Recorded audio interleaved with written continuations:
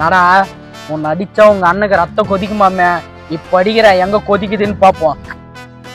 என்னடா முறைக்கிற?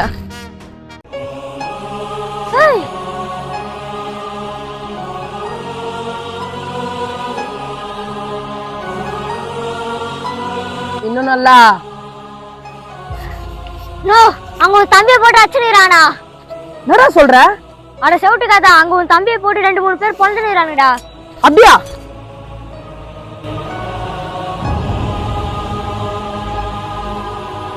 நடா உன்னை அச்சு உள்ளாரா இவங்க அண்ணன் ஆளை காணா. இவன் பேச்சு